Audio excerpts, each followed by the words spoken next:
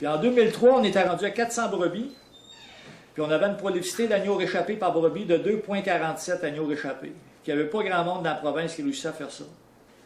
Parce que même tant que, mettons, qu'Alexandre a arrêté de travailler, puis qu'on a fait une augmentation, Carole mettait beaucoup de temps dans la bergerie, puis Alexandre était quand même ici à temps plein. Hein.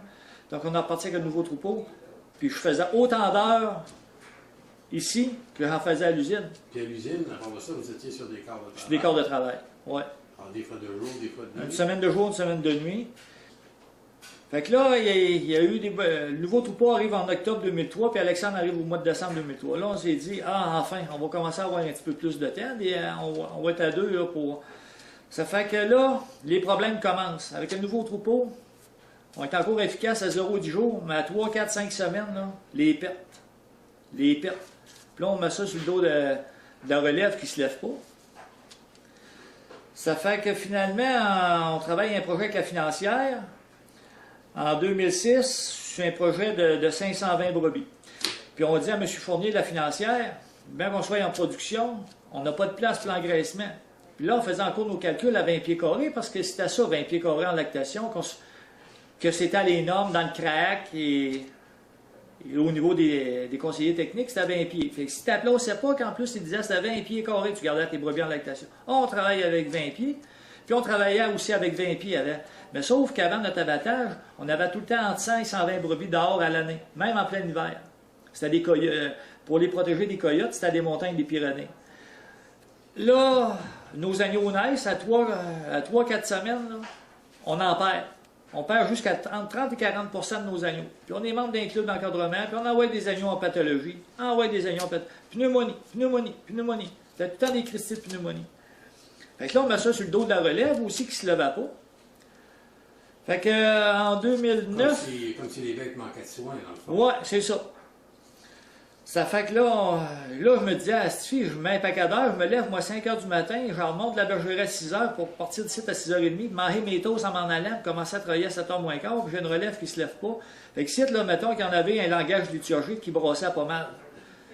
Ça fait que, là, on monte le troupeau à 520 brebis, puis je dis à M. Fournier, la financière, bien qu'on soit en roulement, là, j'ai dit, il n'y a plus de place là, pour l'engraissement. Il dit, à ce moment-là, on refinancera. Ça fait que là, on vit une situation, puis là, la marge de crédit monte parce que tu perds tes agneaux, moins d'agneaux à vendre parce que tu les enterres. Là, ça brasse, mettons, pas mal ici dedans. Puis en plus, je suis fatigué aussi, fait que, mettons, ça m'en prend comme pas trop pour réagir. Ça fait là, j'ai dit tabarouette, tant qu'à faire, là, je vais lâcher ma job. D'abord, j'enterre mon salaire à tous les semaines. C'était simple, on perdait 15 agneaux par semaine.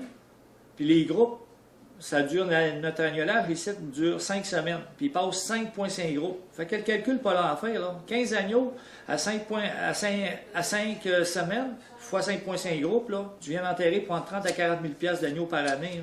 Là, il me faisait donner des injections aux brebis pour la pastorellose. Ça ne change rien. Hein. Fait qu'en 2009, là, je décide de quitter mon emploi, puis on part de 480 brebis pour monter à 630. Ce qui n'a pas fait encore les affaires de nos amis de la financière. Parce que là, je ne les ai pas demandé le bénédiction de quitter ma job. Là. Moi, je sais ce qui se passe ici, mais eux autres, assis dans le bureau, là, ils pensent que tu marches tout le temps, tu croches. Eux autres, ils veulent te dire quoi faire sans avoir eu de vécu là-dedans. Fait que là, on s'est dit, ils nous avaient dit qu'ils refinanceraient. On est à temps plein. Fait que, il y a un plan d'affaires qui a travaillé avec un consultant. On rencontre la financière agricole le 6 août 2009. Qui est présent? M. Fournier, M. Claude Girard, de la financière qui est directeur du centre de Lévis, Émilie Guillemette de la Banque nationale, mon consultant Serge Dutil, puis moi. Ça fait que mon consultant, il n'a pas argumenté bien, il a fait plutôt figure de figurant. Fait que j'ai argumenté sur mes points moi-même, puis M. Claude Girard, il dit on ne dit pas non à ton financement, mais règle les ressources humaines. M. Fournier, que ça faisait une vingtaine d'années qu'il venait ici, il dit Clément, il dit on ne dit pas non à ton financement, mais règle les ressources humaines. La fille de la banque me dit la même affaire, règle les ressources humaines. Au mois d'octobre, un après-midi de septembre 2009, me fait dire par M. Girard, il dit, tu sais, qu'est-ce qu'on t'a dit pour ton financement? Là? On t'a dit de régler les ressources humaines. Et j'ai dit, à soir, moi, là, en super, il faut que je dise à mon jeune, là, pour avoir mon financement, il faut que tu cherches un job et je te remplace. Il dit, c'est pas ça que j'ai dit. J'ai dit, non, c'est pas ça que tu as dit, mais j'ai dit, c'est ça que ça veut dire. Levez la main, les parents, là, qui auraient mis le jeune dehors pour avoir du financement. Je pense qu'il n'aurait pas eu gros autour de la table, mais c'est ça qu'on a vécu.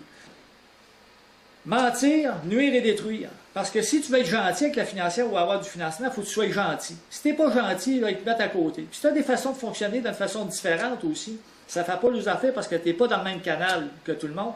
Ça ne fait pas l'affaire parce qu'ils ne t'ont pas encore assez bien contrôlé. Ça fait que finalement, du financement, j'en ai jamais eu. Il a fallu que je m'organise avec mon fonds de roulement. Mais par contre, en quittant mon emploi, c'est de même que j'ai commencé à trouver les problèmes de la bergerie. Puis je me suis rendu compte que j'étais bergerie à temps plein, puis j'ai eu le même problème. Là, c'est là que j'ai fait le lien. Que le problème, c'était pas le jeune qui ne se levait pas. Que le problème venait d'ailleurs. Puis on vit un problème qu'on ne vivait pas avec notre ancien troupeau. C'est une nouvelle régie. Vous n'avez pas d'aide de l'UPA? Non. L'UPA, on m'avait suggéré à un moment donné d'aller comment ça s'appelle, là? En revision. Mais quelqu'un qui avait déjà travaillé à financière au siège social m'avait dit ça donne rien en tout d'aller en revision. Les seuls qui ont réussi pas mal à passer au travers, c'est tant qu'ils ont eu l'aide de le député. Puis moi, je l'ai quand même rencontré, le député est même venu ici. Puis aujourd'hui, si je veux donner une cote, là, je suis pas capable. On a quand même eu des conversations avec l'attaché politique. Puis, regarde, je suis pas capable de donner une note, même de 1 à 5, là, je peux pas. Là, c'est ça votre situation aujourd'hui. Oui, la situation aujourd'hui, c'est que il y a eu une rencontre de médiation le 6 de décembre, ce qui a permis quand même à quelques personnes qui étaient présentes, du créancier de deuxième rang, là, de se rendre compte que je n'étais pas nécessairement un mauvais gestionnaire, mais que je m'étais fait planter par les institutions financières, entre autres. C'est ça que je veux dénoncer. La financière agricole du Québec, si tu ne penses pas comme eux autres, même d'autres organismes en agriculture, si tu ne penses pas comme eux autres, là, ça ne fait pas leurs affaires. Fait que c'est le message, entre autres, que je veux dire, que la financière agricole, c'est quand même pas un outil de développement. C'est un frein au développement pour ceux-là qui pensent d'une façon différente.